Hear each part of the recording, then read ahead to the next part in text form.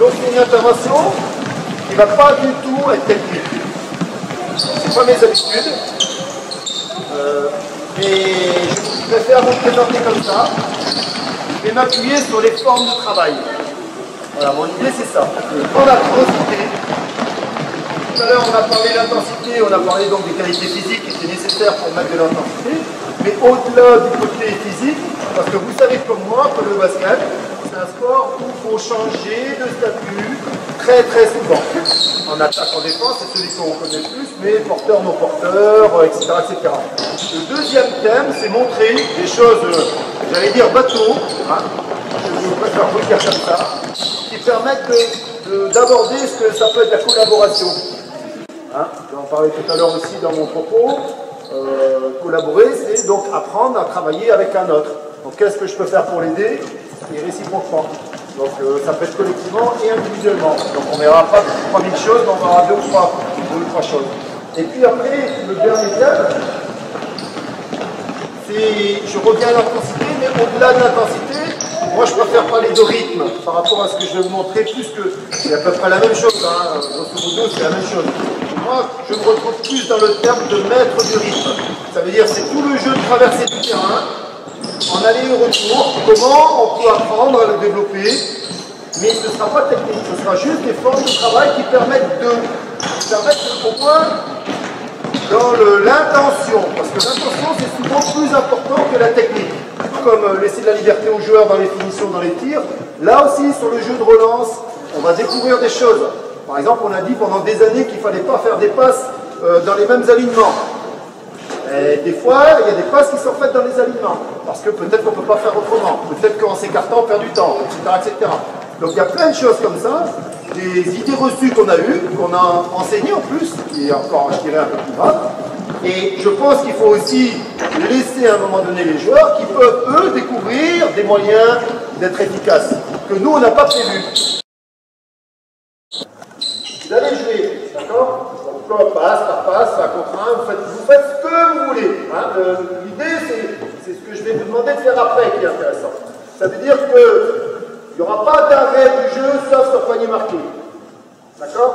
Ce qui veut dire que quand la défense va récupérer la balle, elle va remettre en jeu. Et pour remettre en jeu, il va tout simplement falloir qu'elle amène la balle à l'extérieur des 3 points. Et à partir du moment où la balle sera arrivée à l'extérieur des 3 points, cette même équipe pourra réattaquer. Sur ce panier-là, ne changez pas de côté, hein, vous restez sur le demi-terrain. Par contre, ce que j'aimerais, moi, c'est que dès qu'un balle arrive ici, on cherche tout de suite des paniers faciles. C'est-à-dire que le but, c'est pas de replacer le jeu, d'amener la balle là-bas et de recommencer à faire quelque chose. C'est de trouver, tout à l'heure, il y a la demoiselle qui a fait un peu de le poser, par contre, c'est très bien, c'est ça. Pour ça, toi, par exemple, quand tu as ressorti la balle ici, tu as donné la balle à lui, tu es venu ici. Mais c'est pas là qu'il faut venir, c'est là. Là, tu vois tout de suite la balle ici, pour marquer tout de suite la balle.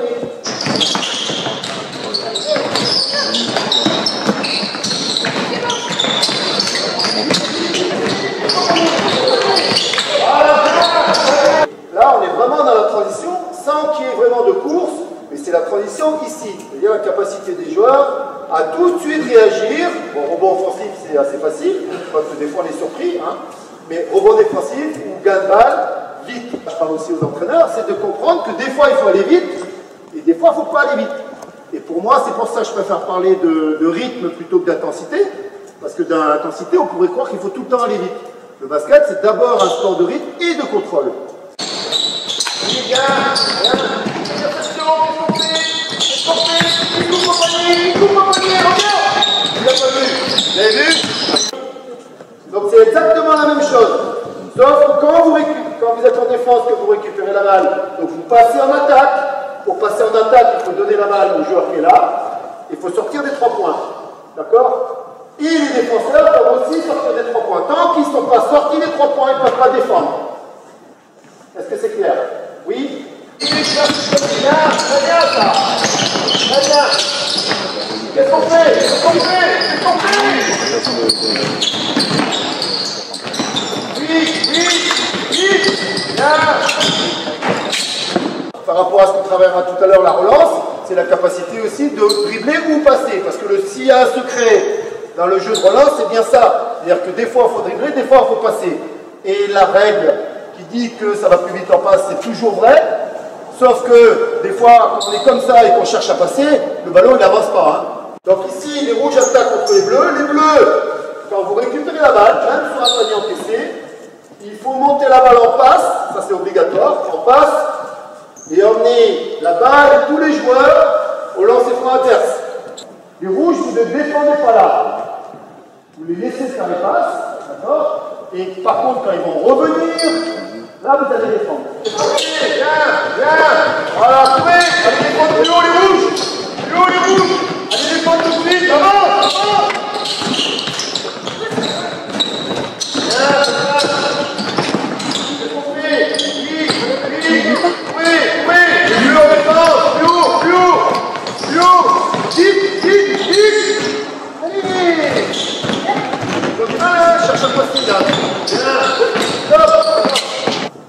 D'accord? Ça veut dire que s'il y a une passe, évidemment on fait une passe, mais s'il n'y a pas de passe, on avance en dribble très fort. Quand on est là, qu'est-ce qu'il vaut mieux faire quand tu es là? Voilà, quand il va recevoir la balle, plutôt que de rester loin de lui. C'est couper ici pour demander la balle, donc faire des passes courtes. Au violet, allez c'est parti, enchaîne. Passez courir, bien, passez courir. Oui, on enchaîne. Oui, bien, avance. Très bien. Vous comprenez bien là maintenant, les jeunes là, et les entraîneurs, que là-bas, il y a des espaces à prendre très vite. Ça veut dire que tu as cherché à passer et tu t'es rendu compte qu'il y avait un boulevard. Donc qu'est-ce qu'on fait qu'un boulevard, on le prend et on va tout droit. Hein. Après, s'il y a des gens qui viennent, il faut le contrôler, bien sûr. Peut-être être capable de passer, même si tu vas vite, il faut avancer. Alors, si vous demandez sur le demi-terrain, mais ils vont quand même continuer à courir dans un sens et dans l'autre. Pour moi, c'est essentiel de les laisser aussi, même si vous avez un thème principal à donner, que vous puissiez les laisser s'exprimer également. Je trouve que vous êtes bien élevés au basket. Vous faites des passes, chacun votre tour. C'est très fort, c'est très bien. Mais ça manque d'agressivité.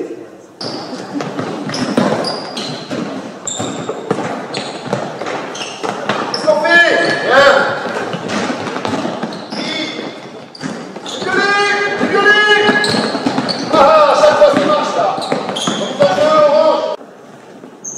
Marquez un panier. Quand vous marquez un panier, il y a donc un bleu qui va faire la remise en jeu.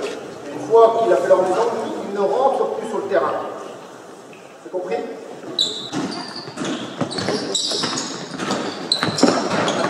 C'est bien. Très bien. Accordez. Ballon. Accordez. Reste la balle.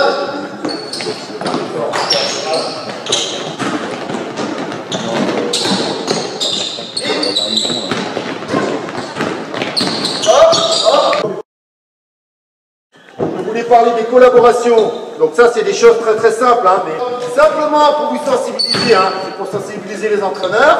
On va demander à ce joueur-là, donc toi tu vas feinter, attaquer le milieu et aller shooter avec ta main gauche. Okay? Et toi, tu dois te débrouiller pour toujours être à proximité de lui, lever les bras, l'accompagner pour gêner son shoot.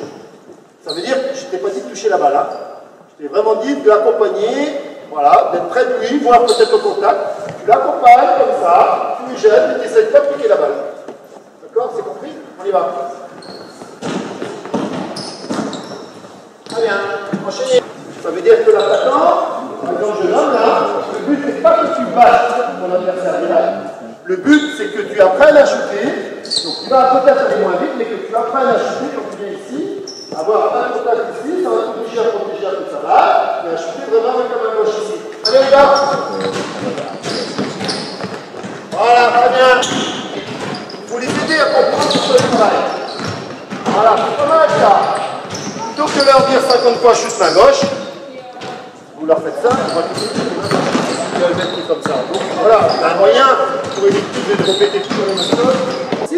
Et on apprend aux défenseurs de reculer et d'accompagner les joueurs sans aller au contact, rester au contact, lever les bras sans faire de faute. Très très simple, c'est que vous allez simplement donner la balle à l'attaquant qui va la recevoir en étant dynamique et vous allez après avoir une action défensive. Donc l'idée c'est ou tu te mets comme ça en défense ou tu te mets comme ça. D'accord? Toi, tu lui donnes la balle. T'attends qu'il ait reçu la balle et après tu vas. C'est bon? Mais lui, moi je veux que lui il apprenne à regarder le défenseur regardez le défenseur et en fonction de ce que je fais, de décider. C'est ça qu'on essaie d'apprendre aux joueurs. Donc faites l'effort, vous, même si c'est pas très logique, je suis d'accord avec vous, c'est pas très logique là, de faire ce qu'on fait là. Mais c'est pour l'aider lui à comprendre et à regarder. Ça marche? Donc là maintenant, on va demander simplement, c'est quelque chose d'excessivement simple, c'est juste pour vous montrer l'état d'esprit. Donc lui, à un moment, il est tout cadre, on va lui demander simplement de se placer comme ça, carrément comme ça, pour que lui, toi tu vas essayer de l'accompagner quand même, lui aille vers le premier, toi tu vas être plus là.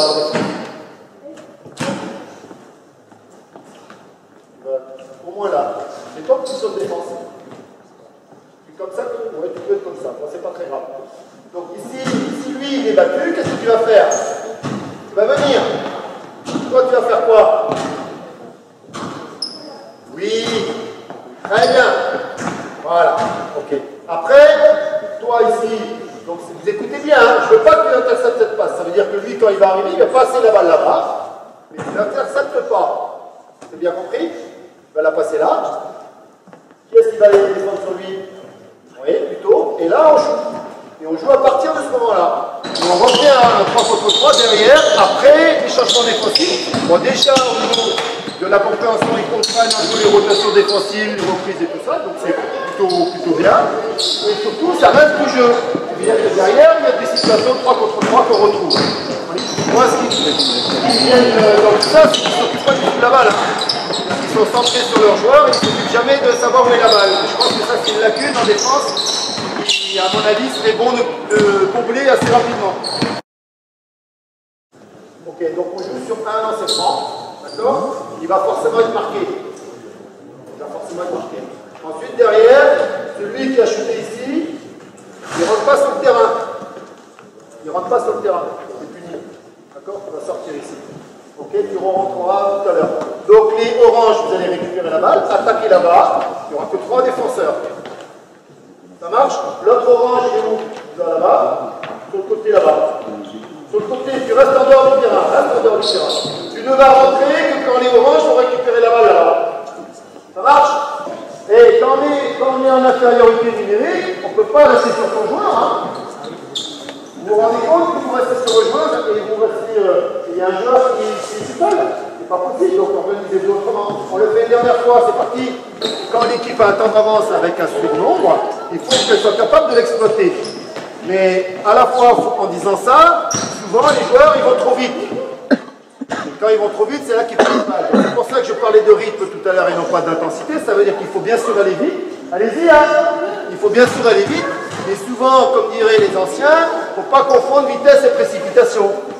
Allez, il est marqué. Il est marqué. Mise en jeu. Avance.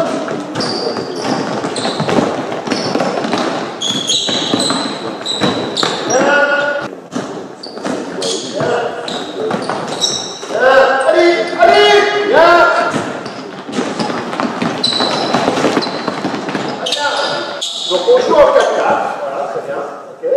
Simplement, le rouge qui perd la balle. Quand on perd la balle, c'est quand on marque un panier, on perd la balle, hein, ok. Il va recevoir la balle de ce joueur-là, il va remarquer le panier ici. C'est compris? Pendant ce temps-là, les autres, sans remise en jeu, vous allez courir et aller de l'autre côté. Ça marche? Quand vous récupérez la balle ici, c'est tout de suite vers là-bas, il n'y a pas de remise en jeu. Donc arrêtez d'attendre, il n'y a rien à attendre là. S'il y a une passe, vous faites une passe, s'il n'y a pas de passe, vous attaquez un dribble, et vous allez vite devant. Vous n'allez pas assez vite, vous mettez 2 secondes à réagir là. On peut les faire courir, on peut faire une pompe, on peut faire ce qu'on veut, allez taper la balle. Allez-y, tapez la balle, la main du coach.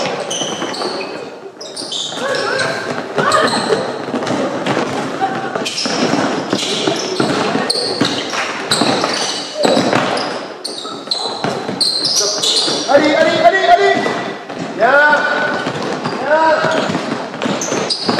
Très bien, très bien. Allez, juste bien faire plaisir parce que c'est vraiment bien là. Très très bien, dans l'esprit. Arrivez à jouer dans le jeu désorganisé.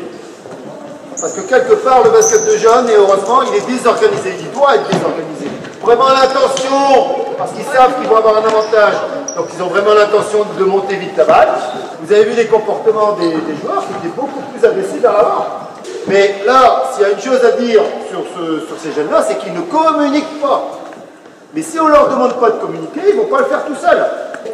Ce n'est pas l'entraîneur qui doit dire tu marques un tel, tu marques un tel. Ou s'il le fait, c'est une fois, et après, c'est les joueurs qui s'accaparent ça. Sinon, on les téléguide. Et c'est ce qu'on ne veut pas, les téléguider. Ça veut dire qu'il y a une règle de base, voilà, où tu marques tel joueur, mais après, dans le jeu désorganisé qu'on veut provoquer en jeu, notamment s'il n'y a qu'un arbitre et qu'il ne touche pas la balle et tout, forcément, des situations comme ça, vous allez en trouver plein. Voilà, donc l'idée, je répète, de ce que j'ai montré, par exemple sur cet exercice-là, la première situation de 4 contre 4, votre système de jeu, votre lancement de jeu, comme j'ai montré là, ça pouvait être le chasse par exemple, chasser, il s'écarte, il choisit un côté de sortie, quand il sort, il attaque, il a le 1 contre 1 joué. Ça peut être ça une forme de jeu. Hein. Pour moi, en Benjamin, c'est très bien, ça suffit. Hein. Il n'y a pas besoin de faire autre chose, hein, parce qu'autour de ça, il peut y avoir bien sûr de l'agressivité du porteur de balle. S'il y a beaucoup d'aide, il y aura des renversements, et les joueurs à l'opposé, ils vont avoir des feintes à faire sortir la défense, et attaquer. Voilà, il n'y a pas besoin de faire des choses plus compliquées que le chasser qu'on a vu tout à l'heure. Donc si par exemple c'est ça ma forme de jeu, en Benjamin, je la mets en place ici, puis derrière par contre je laisse faire. Je laisse faire. Voilà, parce que c'est à eux le jeu, c'est pas moi le jeu. Donc je mets ma petite part ici au début, puis après c'est leur part à eux. Et leur part elle est plus grande que la mienne. Voilà, donc je répète, ce sont que des formes générales, c'est pas fondamentalement technique, c'est juste des petits moyens de laisser le basket aux joueurs, tout en les guidant sur la manière dont il faudrait qu'ils jouent. Voilà. Et pas leur prendre la tête tout le temps sur des trucs, des zones presse, des systèmes de jeu, des choses compliquées. Non, voilà, vous ouvrez, vous laissez un peu faire, et être capable de jouer dans le jeu désorganisé. Par exemple, les Espagnols sont excessivement forts là-dessus. Le jeu, on croit qu'il est désorganisé, mais eux, ils ne sont jamais désorganisés, parce que les notions d'espace, tout le basket de base, cher à Gérard Bosch, les espaces qu'on a appris, que vous avez appris, vous les retrouvez, et ça s'apprend. Mais ça ne s'apprend pas par les systèmes de jeu, ça s'apprend par le jeu, entre guillemets, libre. Mais en tous les cas, il ne l'a pas brimé, voilà, brimé, empêché de s'exprimer.